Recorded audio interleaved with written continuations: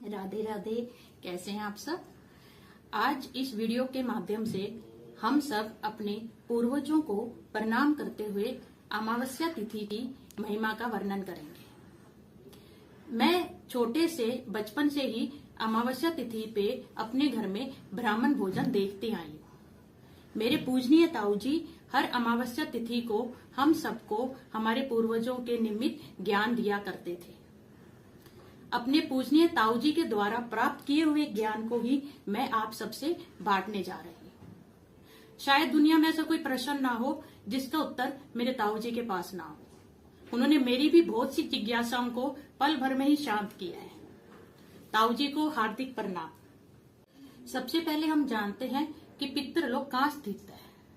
ये हम सबको पता है कि चंद्रमा पृथ्वी का उपग्रह है तथा यह चंद्रमा पृथ्वी से 2,84,401 किलोमीटर दूर है और यह अपनी एक परिक्रमा 27 दिन 7 घंटे और 43 मिनट में पूरी करता है।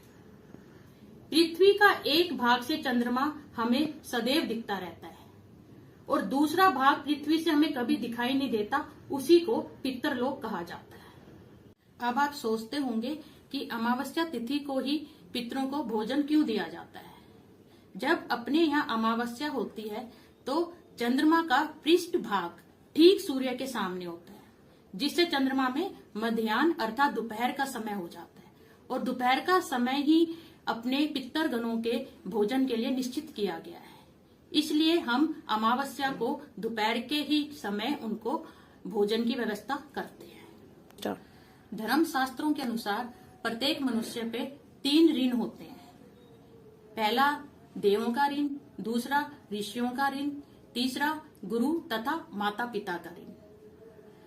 ये पूर्वज हमारे कभी न कभी किसी न किसी के माता पिता रहे होते हैं, इसलिए अपने पूर्वजों का ऋण उतारने के निमित्त ही हम अमावस्या को उन्हें भोजन प्रदान करते हैं। गरुड़ पुराण में लिखित है, प्रत्येक अमावस्या और श्राद्धों के दिनों में हमारे पूर्वज और पितृ सुबह से ही वायु रूप में अपने घर के दरवाजे पे हमारे भोजन का इंतजार करते हैं और वे सूर्यास्त तक वहीं पे ठहरे होते हैं और अगर कोई भी उन्हें भोजन नहीं देता तो वह लंबी आहें भरते भरते अपने लोक को वापिस लौट जाते हैं। इसलिए उनकी प्रसन्नता के लिए हर अमावस्या और श्राद्ध के दिनों में हमें अपने पितरों के निमित्त श्राद्ध जरूर करना चाहिए। मैं अमावस्या पे जो भोजन बनता है उसके निमित्त आपको कुछ बताना चाहती हूँ। जो भोजन है वह अत्यंत मधुर और जो खाने वाला है उसकी इच्छा के अनुरूप और बगैर प्याज और लहसुन के होना चाहिए। अमावस्या पे या श्राद्ध पे श्राद्ध करने का किस किस को अधिकार है। सबसे पहले अपने पुत्र, पौत्र, प्रपौत्र और गोद लिया हुआ बेटा भी श्राद्ध या अमावस्या को पितरों को भोजन दे सकता है। और अगर मातृपक्ष और पितृपक्ष में अगर कोई भी पुरुष शेष ना हो तो स्त्रियों को भी उनको तर्पण करने का अधिकार प्राप्त है। अगर किसी मनुष्य को लगे कि भी उसका जो खानदान है पीछे से जब मरणोपरांत उसके निमित्त श्राद्ध नहीं करेगा तो वह जीते जी अपना श्राद्ध कर सकता है। अब मैं आपको पितृदोष लगने के कारण बताती हूँ।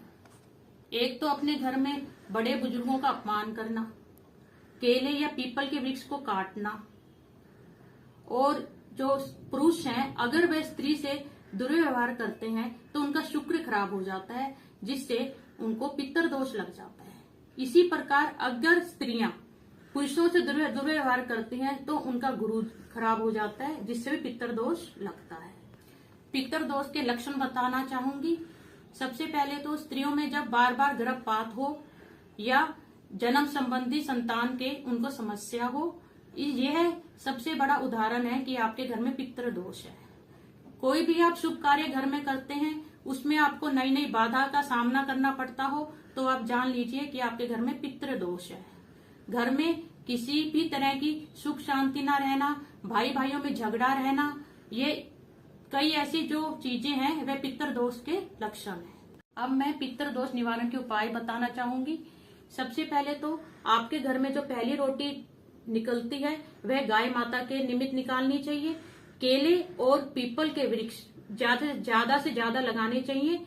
और गली में जितने भी आवारा कुत्ते होते हैं उन्हें आप भोजन या रोटी अवश्य दें और कुष्ठ रोगियों को भोजन अवश्य कराएं। और जब भी अमावस्या या सूर्य या चंद्र ग्रहण आए तब अपने पितरों के निमित्त दान अवश्य करें। ये कुछ ऐसे छोटे छोटे उपाय हैं जिसके करने से आपका पितर दोष समाप्त हो जाता है। और गाय को हरा चारा, जब भी आपको समय मिले गाय को हरा चारा या तो गौशाला में या जो आपकी गली में जो गाय होती हैं उनको हरा चारा आप दिन ब दिन खिलाते रहे। अमावस्या में कौवे और कुत्ते को हम हमेशा भोजन क्यों देते हैं, इसके लिए आपको जानकारी देना चाहूंगी। कौवे का रंग काला होता है और काला रंग राहु और केतु का प्रतीक है और राहु और केतु के कारण ही पितर दोष लगता है। इसलिए इसके निमित्त हमें ये सोचना चाहिए कि अगर हम कौवे को भोजन देते हैं तो हमारे राहु केतु शांत होते हैं और जिससे हमारा पितर दोष भी समाप्त हो जाता है। दूसरा, जो हम कुत्ते को जो हम रोटी देते हैं, भोजन देते हैं, ग्रास देते हैं, कुत्ते और कौवे को हमारे शास्त्रों में यमजीव कहा गया है। ये दोनों यमदेव के सहायक भी माने गए हैं।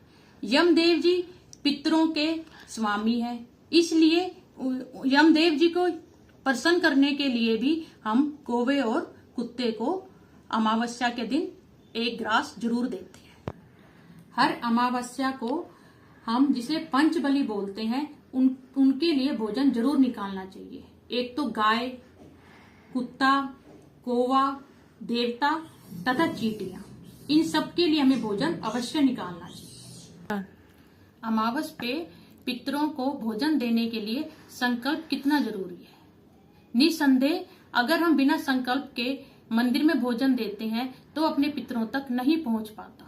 उसका सही तरीका यही है कि हमें अपने पूर्वजों का नाम, गोत्र और सारी उनका पूरा विवरण देके ही पंडितों के द्वारा या खुद अपने आप भी संकल्प करके उनके निमित्त भोजन देना चाहिए, तभी हमारे पितरों तक उनका भोजन पहुंचता है।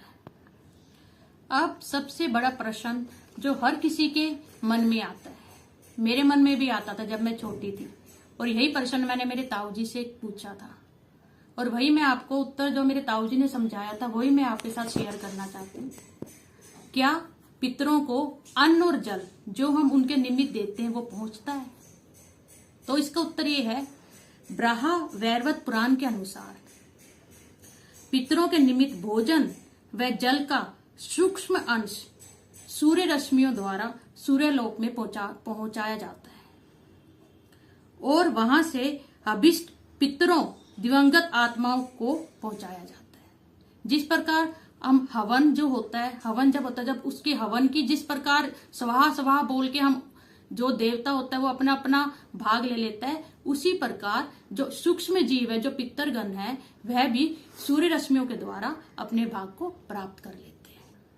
जब हमारे पूर्वजों की मृत्यु हो जाती है तो उन्हें सूक्ष्म शरीर प्राप्त हो जाता है और वह उसी सूक्ष्म शरीर के द्वारा जो भी हम उनके निमित्त दान देते हैं, अन्न या धन का, अन्न धन या भोजन का, वह अपने सूक्ष्म जो उनका शरीर होता है उसके द्वारा वो खींच लेते हैं।